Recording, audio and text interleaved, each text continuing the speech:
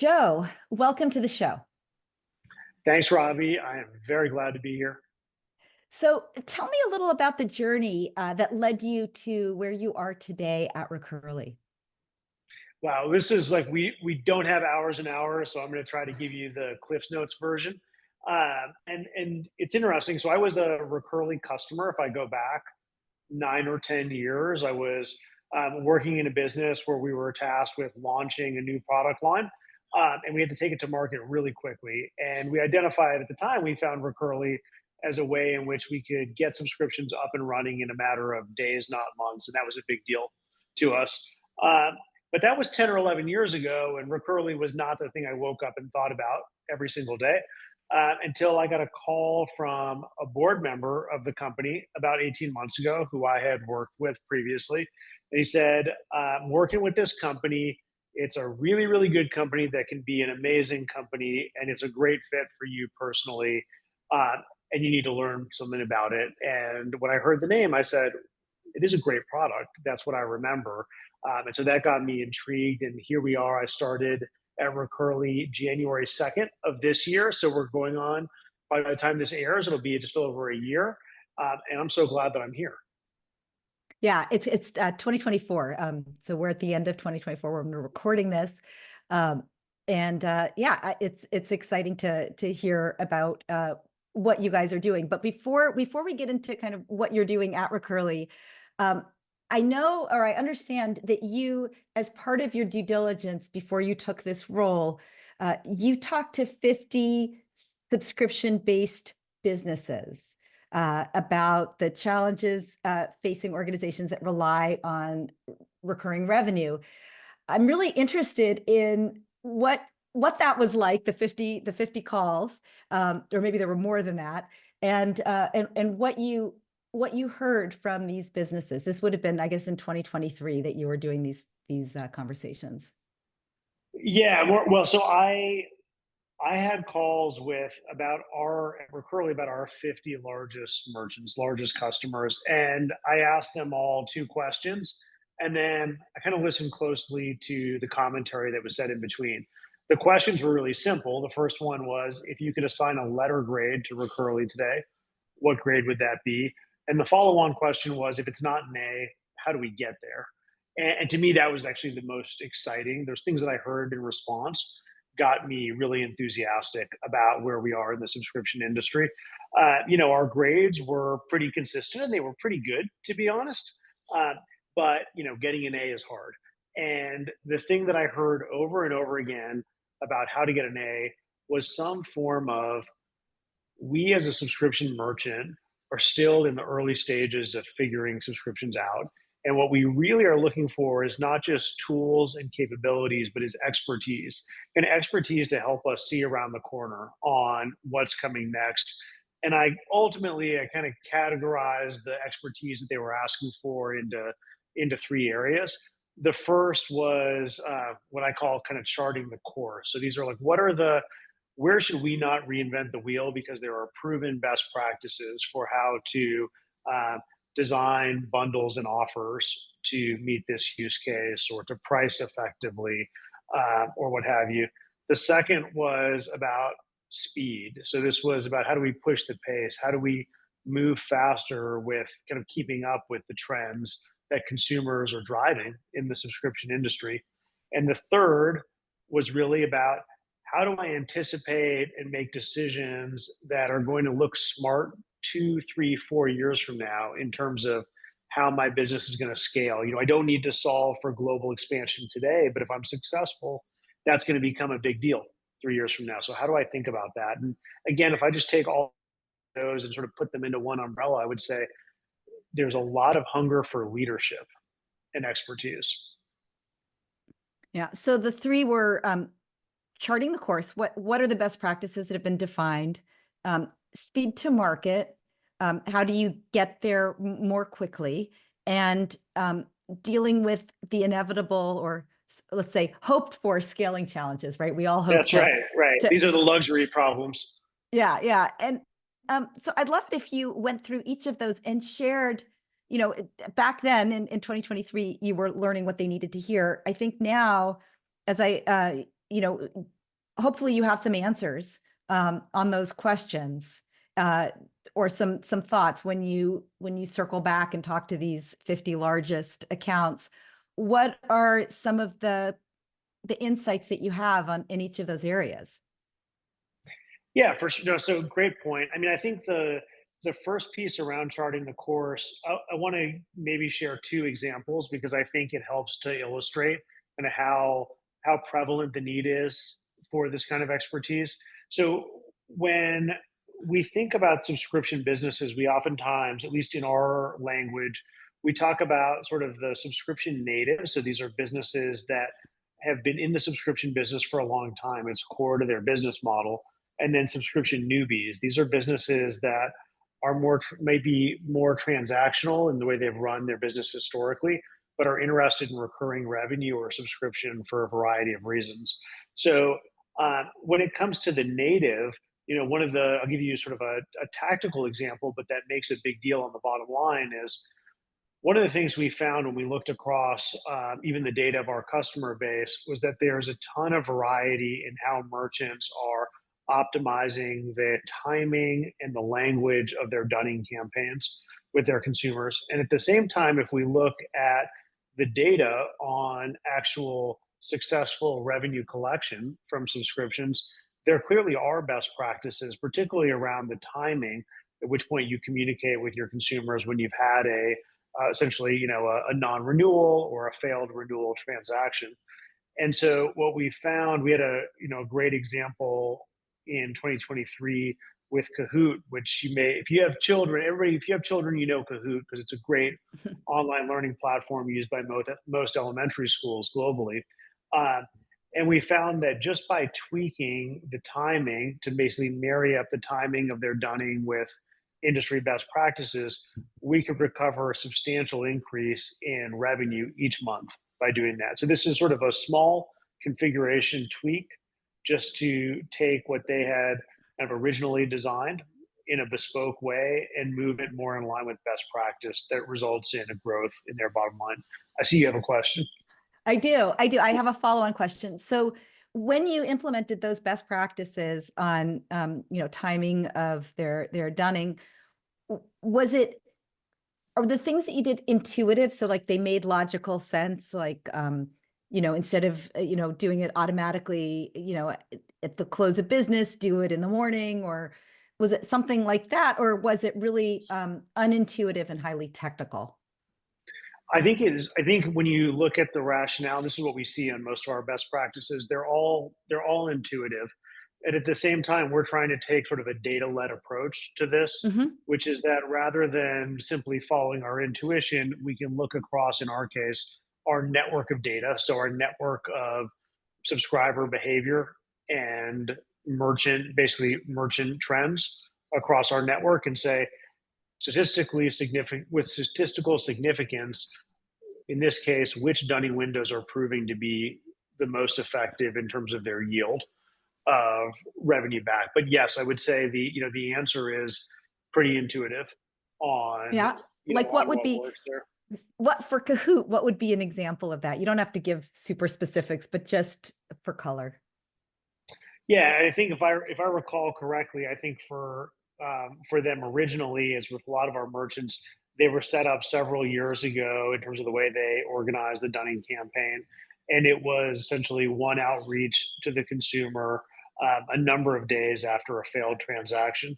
And so what we did was go back through and say again, what is the kind of proven methodology when we look at the data of our customer base. And that involved them making a number of communications to the consumer on shorter durations of time there, and again, clearly yielded a better result for them.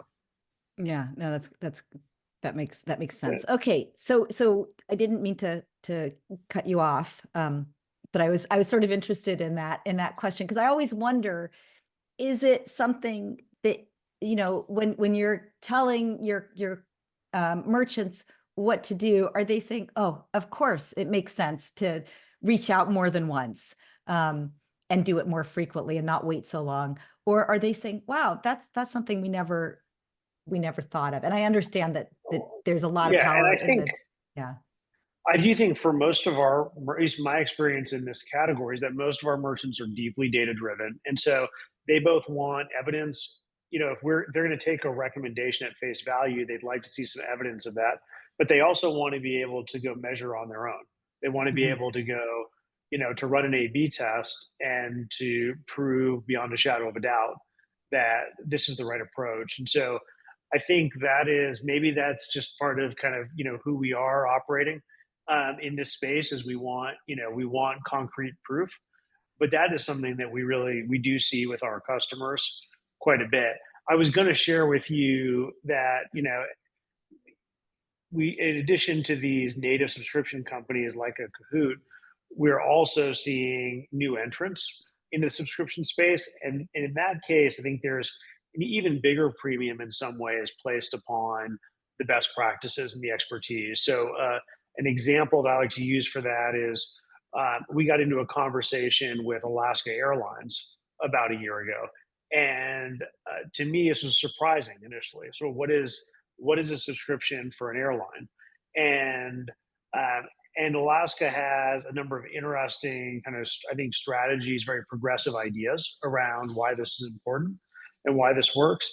But the reason, like the thing that was most important to them was not breadth of feature functionality and capability, but it was really, okay, how do we learn from the best subscription companies that have come before us around meeting the consumer's needs. So um, and I guess the maybe as I think about that and your question, your follow-on question around Kahoot, I think the common thing that we end up telling a lot of our merchants is we can give you best practices, but the best practices are going to evolve because subscriber behavior is evolving.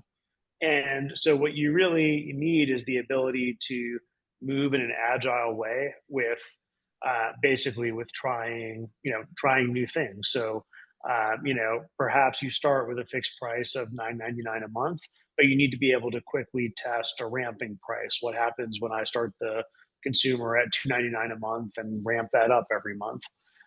And so, really, the ability to kind of quickly access those changes, which gets into my second point on speed to market, is a huge competitive advantage in our space right now. Yeah. So speed to market, by that you mean, I have a new idea. Um, Maybe instead of charging $9.99 a month, I want to see what would happen if I charged $2.99 and then ramped it up. How long does it take me to be able to go from kind of sitting around the table with a brainstorm to designing a test and getting it to the market and getting the learning so that we can decide what to do? That's exactly right. I mean, I think the extreme case of this is um, imagine that one of our competitors creates a new bundle, a new offer in the market, and we want to respond to that with a competitive offer of our own or a new bundle of our own. Are we able to do that in a matter of hours or days after making the business decision, or is this a series of IT requests that are going to take us 10 to 12 weeks? And I think in the speed at which subscriptions are evolving, the latter is a huge competitive disadvantage. And so we talk about speed to market. It is really about the ability to not only bring a subscription program online quickly, but I think even more important, it's the ability to go evolve that program very, very quickly. And so one of the things, I guess, probably the most common thing we see when we are talking to a new potential customer is that the business has developed a series of its own kind of custom technology workflows and business process to support the subscription line of business. And that at some point, the subscription business grows to a place where every change they want to make requires, another series of backlog tickets with engineering. And the growth leader, and this is, by the way, this is a big change that we're seeing in terms of our own customers. We're seeing much more of the revenue growth leader in addition to the finance leader or the technology leader who was historically charged with managing billings and tax and so forth. And that growth leader is saying, I can't kind of wait in the queue because is just too long. I need to be able to go in and make changes to my offers, to my coupons, to my pricing in real time. Yeah, yeah, it's there is a big change. Now you've alluded a couple of times to how quickly the subscription world is changing. What are some of the, I mean, as specific as you can, what are some of the things that are changing that if you were at dinner with a friend and they said they were thinking of getting into subscriptions with their old line business, um, what are some of the things that you'd say to watch out for, or things that or things to say these are coming around the Yeah. pike?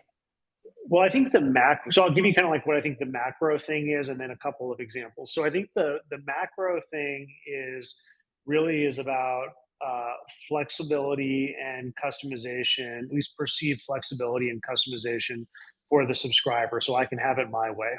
In effect, Mhm. a tactical example of that is how I want to pay for my subscription. So, um, the supporting, while the majority, and we focus largely on consumer subscriptions or high velocity subscription businesses, the majority of those subscriptions are still paid for via a credit card or a debit card.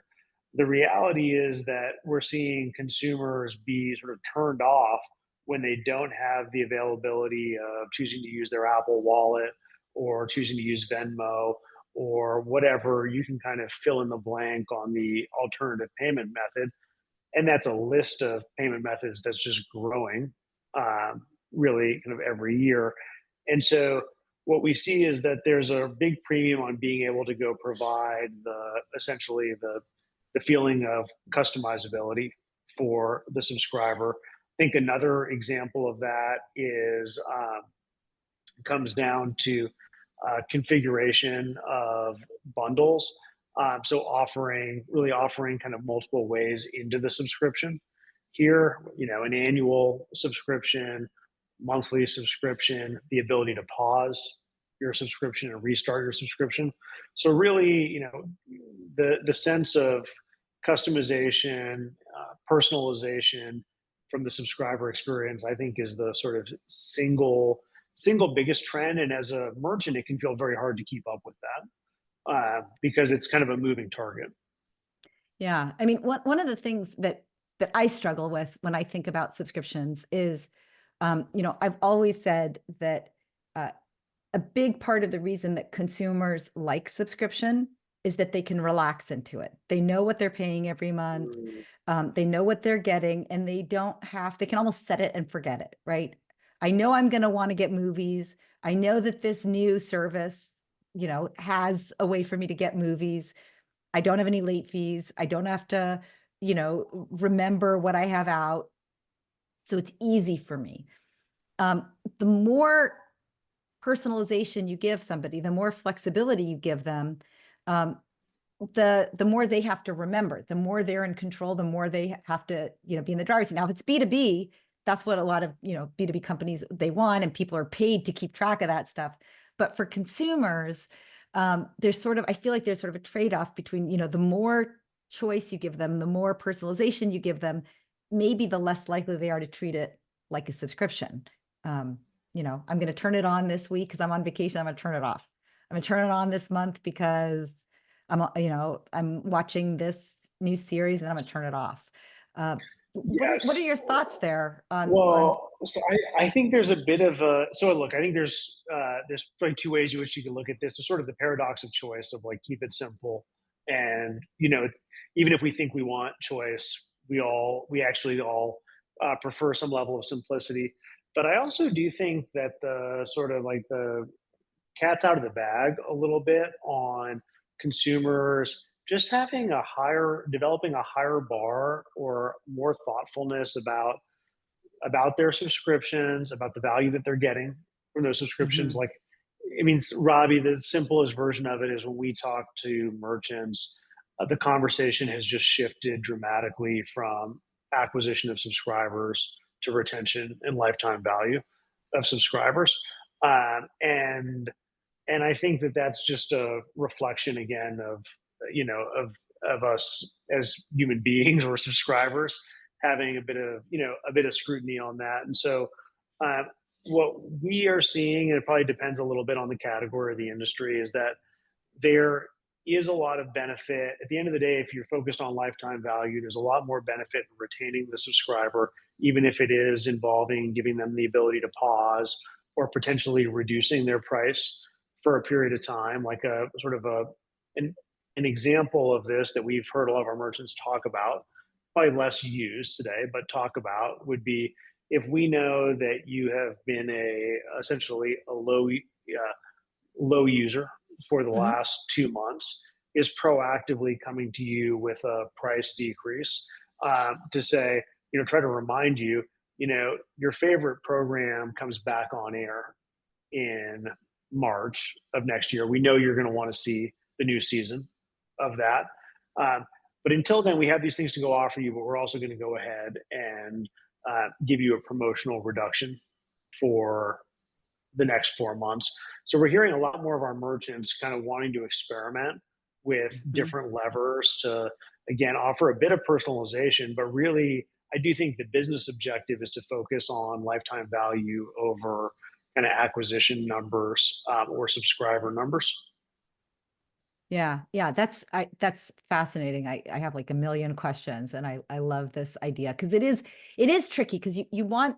I always say it should feel simple and intuitive to the consumer, but to be able to do that, there has to be a lot of flexibility on the platform to allow that. But there's sort of also a difference between I'm going to threaten or I'm going to outmaneuver the subscription, that versus someone saying, wait, they've bundled together all this stuff that I don't need. And all I really want is this one thing. And they're making me pay as if I'm getting the full value. So this idea of saying, if we're recognizing, for example, that they only watch, let's say, a seasonal sports, right? Which is Yeah, something that, I've done a lot of work at the NBA and, other sports leagues. That's a real issue. Like, why should I pay in the off season? But at the same time, you want them to stay committed. And let's say that if you know that the content is not as interesting to them in a certain season, or that they're especially busy, or you notice that they're not using it that much, I think, and recognizing that and saying, hey, you're not using it that much, we've automatically downgraded you. Um, and we'll upgrade you back again in the season, or what have you. um I think if that's done in an elegant way, that can really feel like you see them and you're looking out for them. You mentioned at the beginning this concept of seeing around corners for your clients. I think a big value of good subscriptions is they see around corners for their subscribers, right? They say, instead of totally. having to transact all the time and be aware and keep your wits about you and say, oh, there's a new movie, I'm going to pay the $14 to get it, to say, hey, we're going to have the movies that you want to watch. And we're going to charge you a fair price so that you can manage your budget. Um, I think that's what people want from their subscriptions, and that's what drives trustworthiness, which ultimately, hopefully, leads to retention and lifetime value. Right. I agree with you completely. Yeah. So we were talking about speed to market. Um, the third one that you mentioned, as these kind of three big trends that Recurly merchants were asking you for, is scaling. And I assume that's just scaling up, but also scaling globally and maybe even incorporating Exactly. new programming. Can you talk a little bit about um, what it is that you're seeing subscription based, when subscriptions talk to you about scaling, what kind of scaling are they doing? And what are some of the challenges that they run into?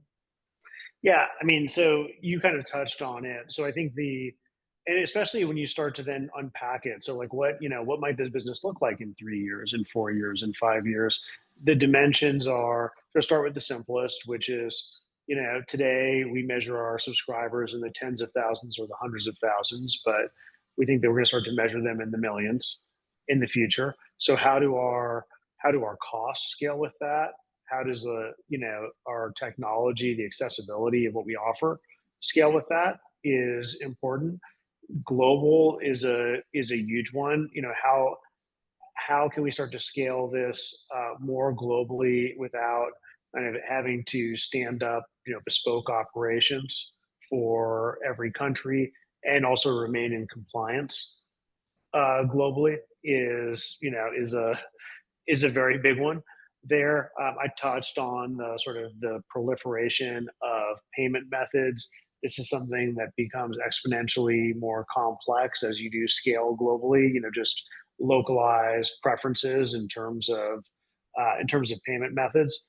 So I think that what we're seeing is that the like subscription merchant, when they're kind of evaluating how do I make the right series of decisions in terms of investment behind, even if it's standing up a brand new subscription program, they're thinking pretty far out. Like they're sort of imagining, okay, um, is this something that if we have success is going to I can scale for the next 3 to 5 years, or are we going to have to press pause at some point and go through sort of the painful step of finding new solutions, and migrating our customers or our subscribers to those behind the scenes. So I think this is like I think this is a huge one, and we've had the really good fortune at Recurly of being through some incredible scaling stories with our merchants.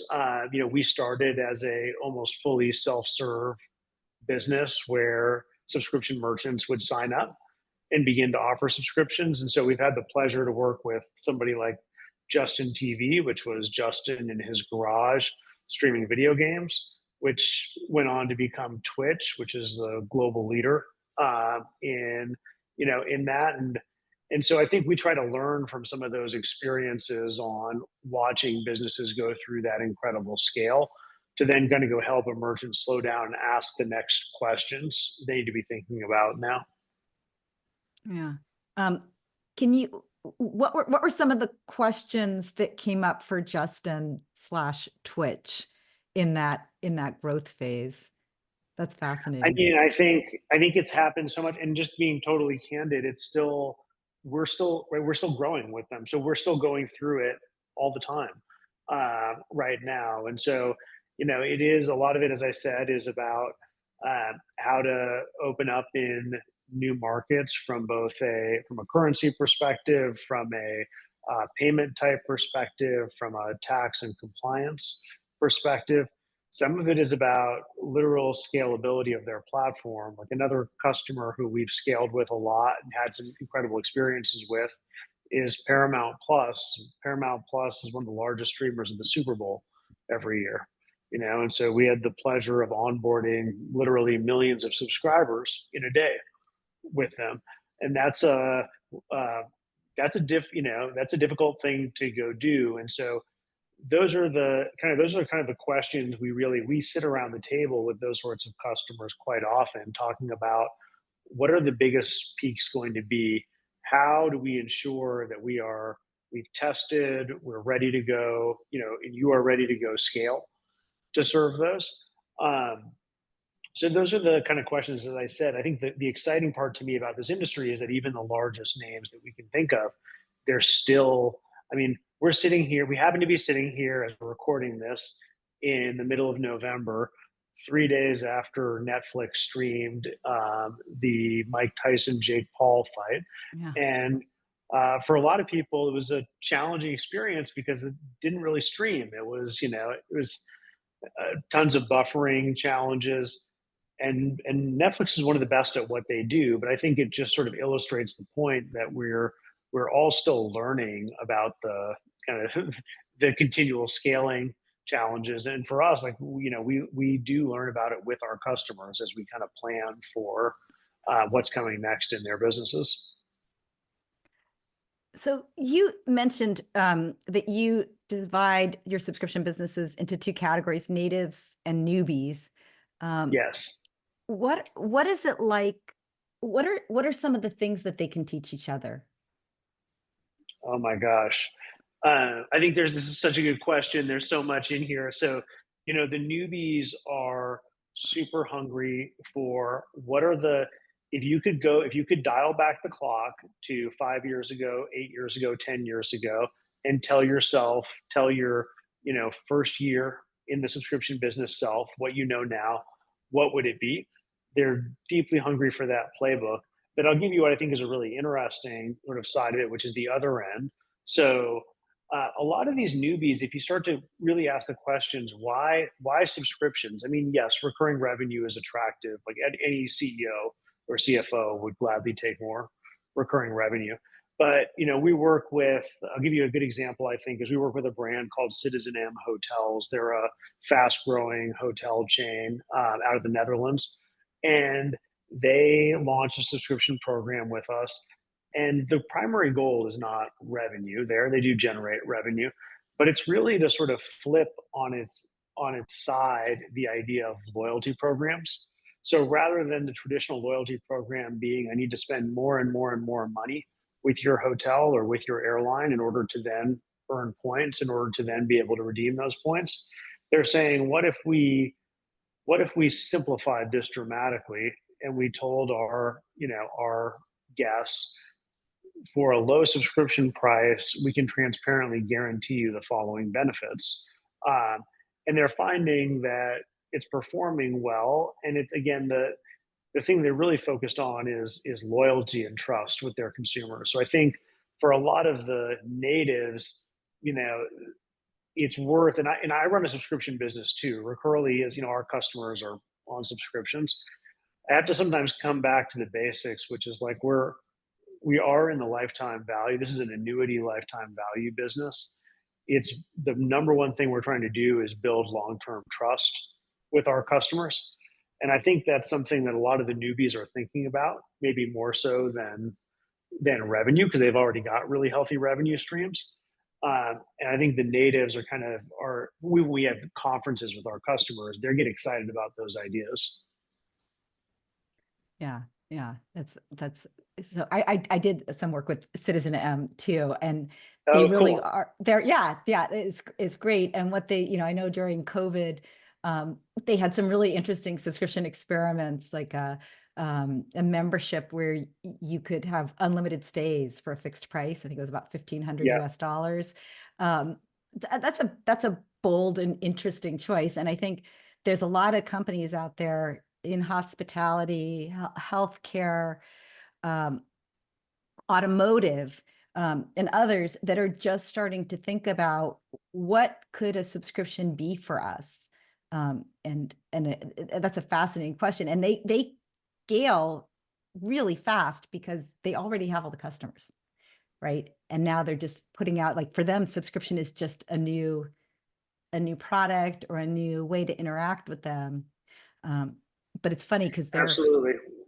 they're kind I of a mean, we're startup. seeing, yeah, they are startups and they require, like, usually we see as they require great champions within those organizations, who are really entrepreneurial. I mean, we're working with a restaurant chain right now, which I can't share the name of yet, but I never would have thought, this, and this is it's a unlimited pizza Mhm. subscription uh, for them. And so it is really exciting to watch. We think when we study the market of subscription merchants, the best data that we can see says that the subscription economy is really going to have very healthy growth, at least through we're kind of looking out over the next 5 to 6 years, going to have very healthy growth. Um, and there is growth in the existing industries, things like media and streaming, telecom, but a lot of the growth is being driven out of these new categories Yeah. moving online. What are the categories that you think are most interesting in terms of what they're doing in subscription right now? I mean, we touched on travel. I personally, maybe because I'm a travel nerd, I think this one is incredibly interesting. So we're seeing, airlines, hotel chains uh, start to experiment in a meaningful way with subscriptions. Retail and e-commerce is probably deeper in the experimentation Hmm. kind of cycle. But I think there's a very, very kind of very bright future with that. And that's my background. I have a lot of background in retail and e-commerce space. Healthcare is probably the thing that, in a good way, caught us totally off guard over the Mm. last year. So we weren't focused on it. We just had a kind of a big pipeline of brands. These are, again, mostly existing known brands in and around the health and wellness space, who are interested in subscription models, and financial services and financial literacy is another big one that we're seeing. So we launched, the brand Nerd Wallet, which is a great digital Mhm. brand. We launched their first subscription program this past year. Oh, I mean, I think there's ones that I'm not thinking about, and that none of us are thinking about that are going to surprise us, over the course of the next year as well. We're seeing more from, you mentioned organizations like the NBA, but we're seeing more interest from the sports franchise team, the teams themselves Yeah. globally. Um, so I'm so excited about all of the diversity of new categories moving to Yeah. subscription. Yeah, it's really interesting. One that you didn't mention, but that I think about a lot and have been just starting to do more work with is automotive. And there's so many different ways that they can do subscription, right? You can subscribe to the car so you don't have to have the burden of ownership, right? You can subscribe to the interior of the car, right? Which I think a lot of the I think cars are that's being, the big one. Yeah, yeah. I mean, that's the one that seems to be getting traction right now, this idea that, yeah. your environment, for those of us who find ourselves working in the car, sometimes, right, having great Wi-Fi and being able to connect to your Zoom calls or your Teams calls or whatever, um, that's becoming something that people are really willing to pay for. And then, what is the word? Autonomous driving, as a service. But like you said, it's hard to know which ones are going to become the thing we all do, and which ones are going Right. to sort of remain novelties, edge cases, uh, so on. Do, do you have a perspective on, is there sort of like a tipping point in terms of each of our wallets, like what we spend each month, where uh, like is there a water line where subscription versus one-time purchases kind of balances out for us? I mean, I look at my own behavior, which is a bad study, but it's a study, a study of one. And I know that every year my percentage of dollars going towards recurring is increasing. And it makes sense when we look at all the data that we have kind of looked at over the past year on recurring says that it is growing faster than the rest of the economy. So that makes sense. I'm always curious, sort of, where is the watermark? Like, where does it find equilibrium? Yeah, I think that remains to be seen. And I also think it's different by generations. Um, Right. I think there's a lot of, I'm in my 50s. Uh, we have owned a home for 25 years. Um, we own our cars, we drive them into the ground, we drive them a long time and then we give them to our kids, Yeah. honestly. Yeah. Um, and, Oh, you know, I'm feeling old now. Yeah, right. I might not be the best proxy for this. right, well, but I mean, we're one segment, or we're certain segments, but I see my kids who are young adults not really that excited about ownership and really appreciating the benefits of access, the flexibility it gives them, the variety it gives them. And also they have the possibility to have that flexibility that wasn't an option for me, right? The ways of, for example, the Citizen M, that subscription, which I don't think they offer anymore, but this idea that you could be a global citizen, a nomad, right? A digital nomad and work remotely. Um, they rent their clothes, right? They rent their clothes, they rent their Yeah, furniture, they subscribe. that's what I You, was thinking of. Yeah. yeah, I mean, so, subscribing to clothes, subscribing to furniture, having Uber One or one of the sort of subscription-based upgrades to, uh, you know, ride sharing and the like. I mean, those are some really big expenses that we all have. And if you're not owning and you're accessing there, that tipping point, I think is very different what they're willing to do, versus what I'm comfortable with. And I think a lot for subscription businesses, you want to reach your new customers at a moment when they're making the decision about how they're going to get that particular benefit. Um, you know, if you're a young adult and you've just graduated from school and are starting your first job where you have to wear professional clothes, and you find a subscription clothing rental business, um, that might be how you dress for the rest of your career, just the habit you form. So, as people are forming new habits with whatever it is, whether it's, buying a home, starting your career, having children, thinking about vacations, thinking about transportation, thinking about your healthcare, I think that people new to those markets are looking at it very differently. I totally buy that premise. And I'll give you one little anecdote to support it. So we was speaking this morning with Newly, which is a great apparel Mhm. subscription Yep. brand owned by Urban Outfitters. We all subscribe to it here. Okay, cool. Yeah, we've worked with them since their onset, really, and um, we were telling them. We said one of my colleagues has a daughter who's a senior in college right now, and she was just visiting her 2 weeks ago. And she took pictures, showed us.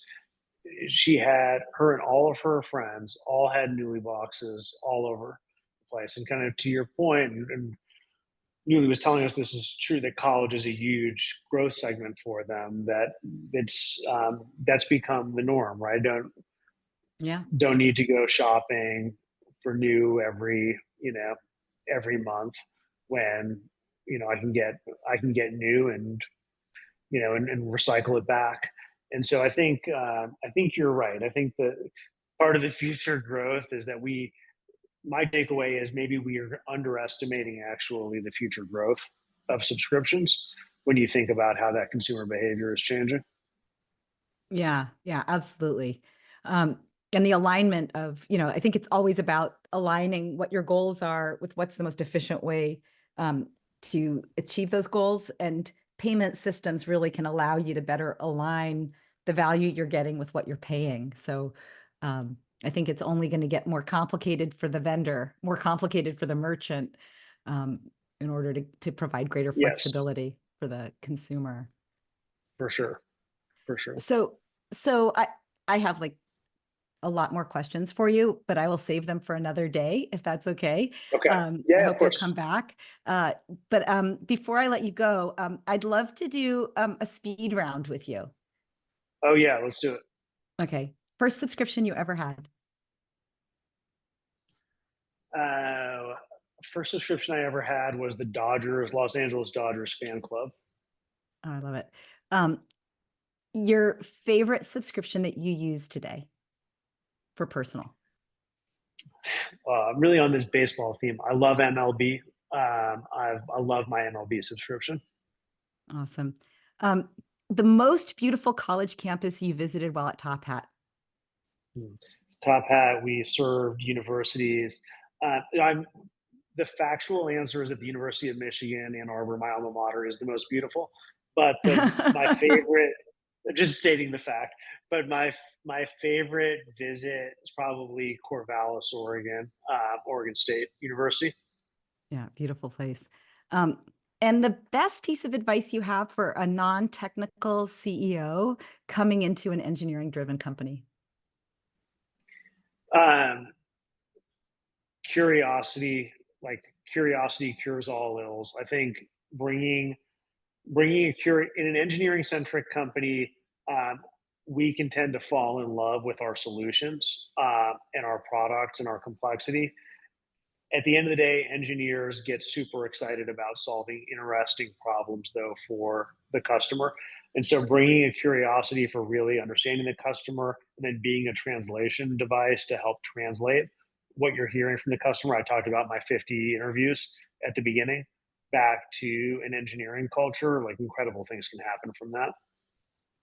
Fantastic. Um, Joe Rohrlich, thank you so much for taking the time to join us on Subscription Stories. It's been great being here. Thank you, Robbie.